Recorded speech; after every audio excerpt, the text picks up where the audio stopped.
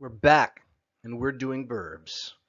I hope you like verbs because the rest of Greek 2 is about verbs. They won't go away. Every chapter is about verbs. Let's just quickly review again some of our key terms. Again, I've got the supplementary resources for you to review your conjugations and to practice writing them out by memory and grading yourself until you're perfect. Again, I'm not going to read through all of the terms, but here they are for your own convenience.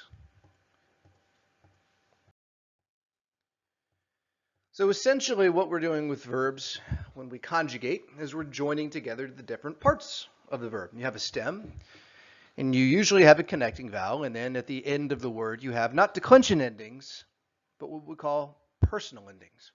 So when we join stem and endings of verbs, we conjugate. Whereas with nouns, when we join stem and endings, we decline. Okay, so remember we have these various sets of personal endings. And that's all summarized for you in the master personal ending, which we have on this page here. Here are our 4 sets: primary active and then primary middle passive. Our maisaitai, everybody loves maisaitai. And for good reason. It's awesome. The secondary active set and the secondary middle passive set, which is similar to maisaitai, but just not quite up to par. Okay, and so again, look through these terms. You'll be glad you did. Conjugation is all summarized for you by Mounts in the master verb we have here. Here's what we've done. Here are the parts of a word. Tells you what stem to use, tells you whether we need a connecting vowel, tells you which set of personal endings to use, and so on. So pressure forms. While we're here, we need to do a maxim. Brookins' translation, in fact, 2 maxims. Brookins' translation maxims. Rule 1 is verb first. Say it.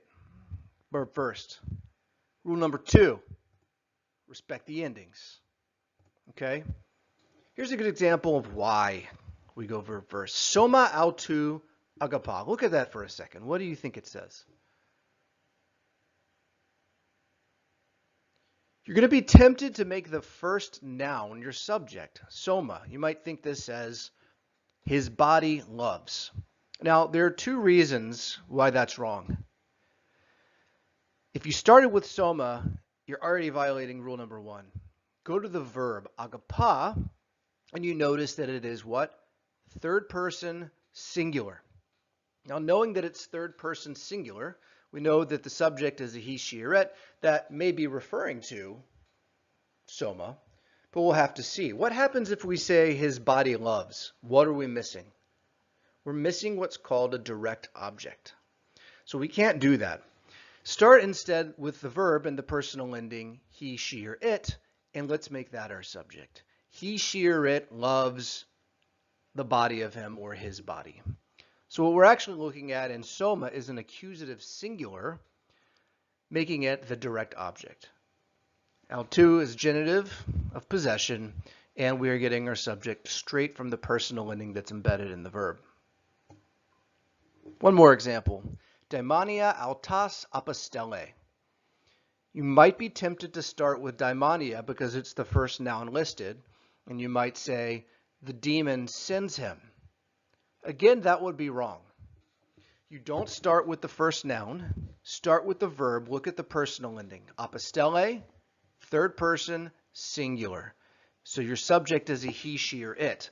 Now, if you have a nominative in the sentence, that he, she, or it is contained in the nominative itself.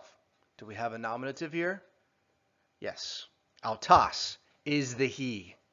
Now, it can't be she or it because autas, of course, is masculine. So we make autas our subject in agreement with the third person singular of the verb, and daimonia then must be what case? It's accusative plural. So that's the second reason why daimonia can't be the subject. If it's a plural ending, it is not in agreement with the ending in apostele, is it? You would have plural daimonia and singular verb. You can't do that. So autas is the subject in agreement with apostele. He sends demons. We have a bonus maxim. The Greeks weren't changing the endings on words just for fun.